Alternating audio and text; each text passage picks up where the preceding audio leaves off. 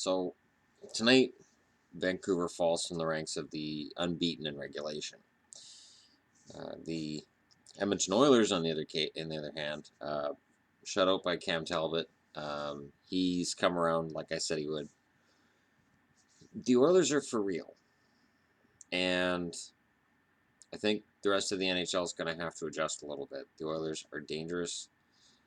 They're really strong defensively. Their goaltending looks good. I'm sorry. there's been a lot of talk all summer about their defense, and I look back on the video, the Hall for Larson trade. I never panned it. Never. And according to the defensive stats for Edmonton, he's helped.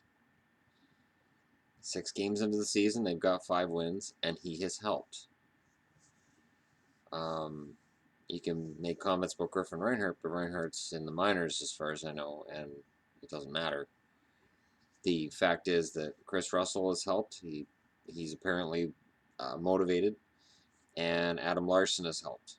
So that's where the Oilers needed help. And I said the whole time that Peter Chiarelli somehow makes this stuff work. So this is a big year if you're an Oilers fan. This is the year that it looks like you could be watching a playoff team. And I definitely think that's... I mean, I don't want to commit. I don't. Because, then Canucks fans will say, well, what about Vancouver? Well, yeah. What I saw with Vancouver tonight, I was more impressed with them tonight against Anaheim than I have been with them at all this season. They lost, but they worked really hard. They got outshot basically 2-1. The right team won tonight, but they worked really, really hard.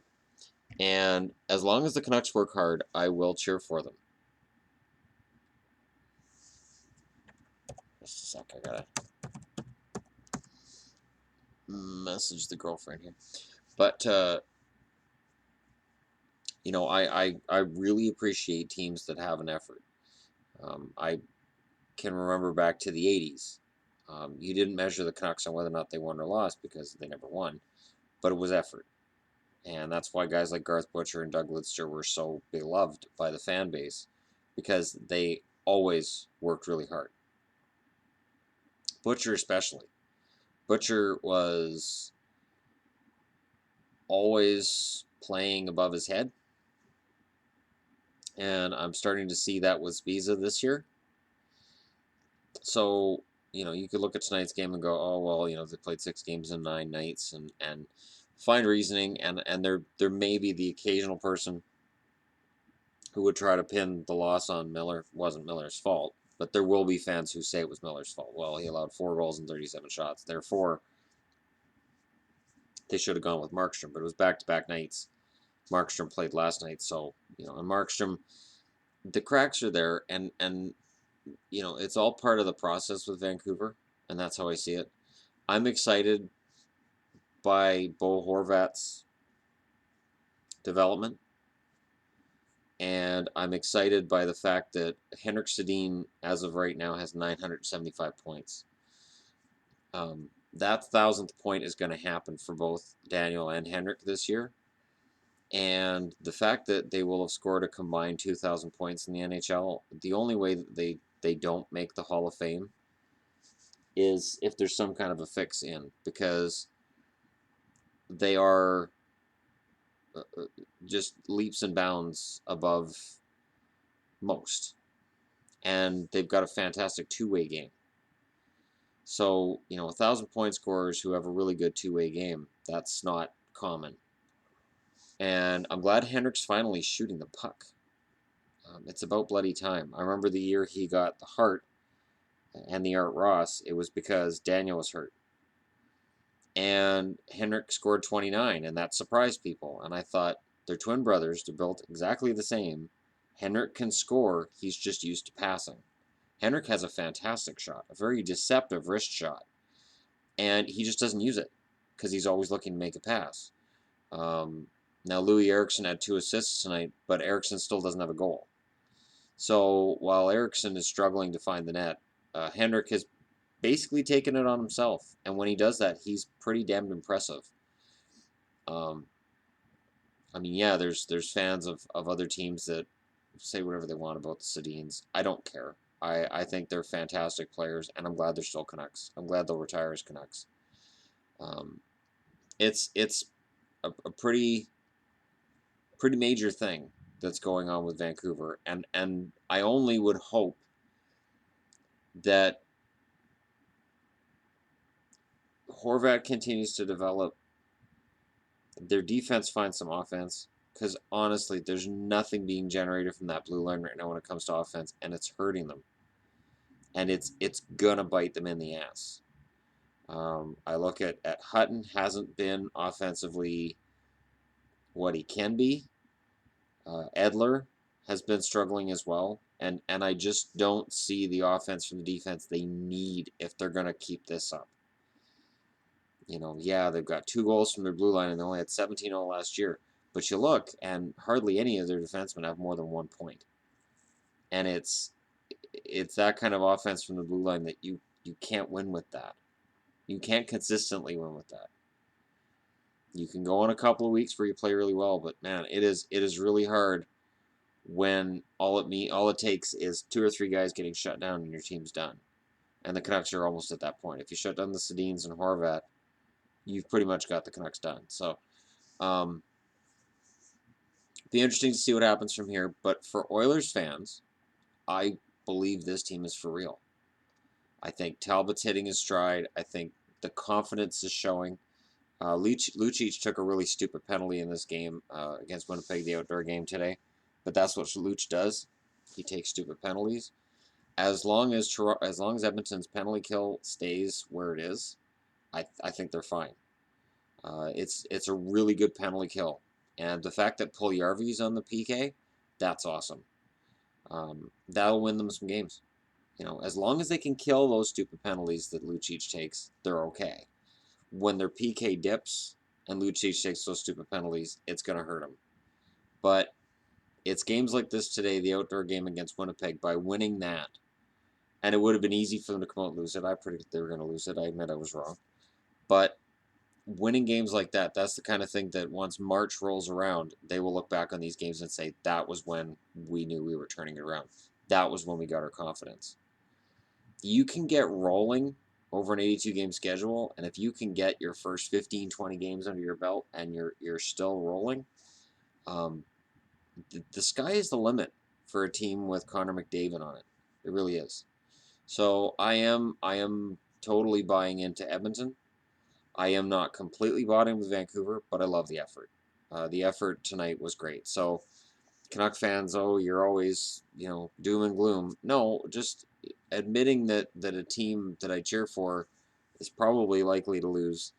Doesn't mean I'm doom and gloom. When Boston lost to those Montreal Canadiens last night, I wasn't happy about it, but I knew it was coming.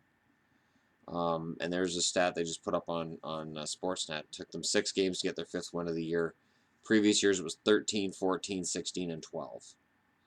So, they are a changed team, and if they can ride this momentum, they're not going to finish with 60 wins, obviously.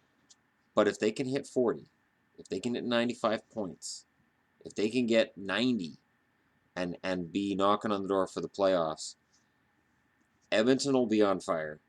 And I don't mean in a Vancouver riot sort of way. I mean the fans will be excited. That stadium is going to rock from top to bottom.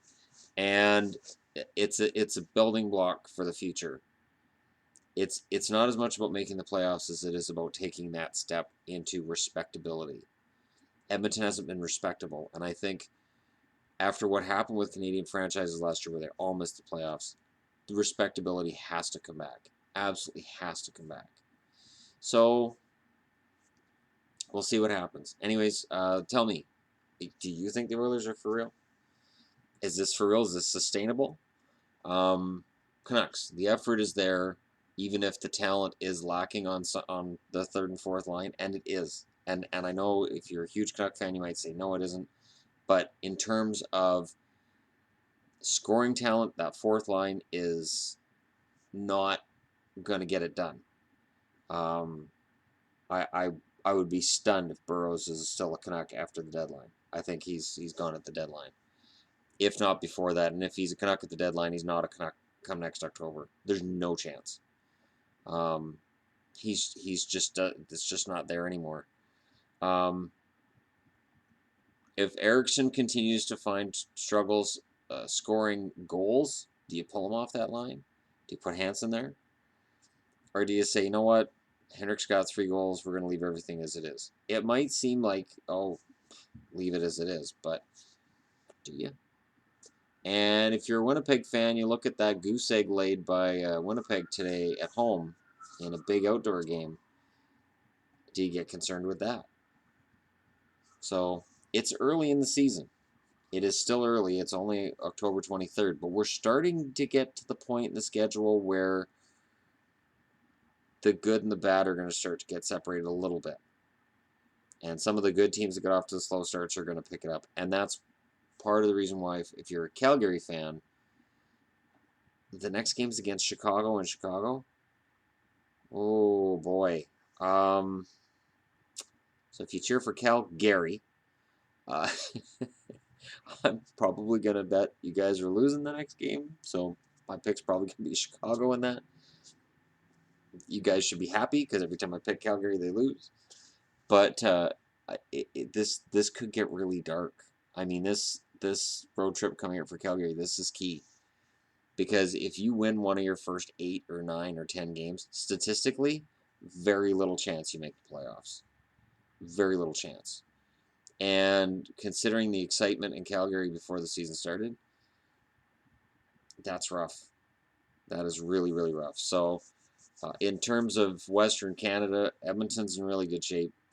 Vancouver's hardworking bunch. I don't think they're going to get blown out this year. I think they're going to be in every game they play. And Calgary, I don't know what's going on, man. I don't get it. But the top players have to be the top players. Otherwise, this is going to be a very, very, very long season. Very long season indeed for Calgary. Because Anaheim's picking it up. LA started to look better. Arizona's the only one that looks like they're done already. They're 1-4. It looks like they're already like, oh well, we can go back next year and try it again. Maybe they really want Nolan Patrick. I don't know, but they haven't looked good. So, in terms of the way things are looking, Calgary has one team in the division that looks worse than them, and that's the Coyotes. Everybody else looks better than Calgary, and that has to be concerning because a lot of money just got thrown at Gaudreau and Monahan. A lot of money. And if they turn around and have poor seasons right after getting a lot of money, where do you go? What do you do? Anyways, your opinions are always welcome. Tell me, state of the franchises in Western Canada. So Edmonton, Calgary, and Vancouver. Now I'm doing it on purpose because I even talked to guys at work today. I said, how do you pronounce Calgary? And they're like, Calgary? And I'm like, I say Calgary too. Okay. So we all say Calgary. So I don't. Anyway, thanks for watching. Don't forget to hit like and subscribe, and I will talk to you all again tomorrow.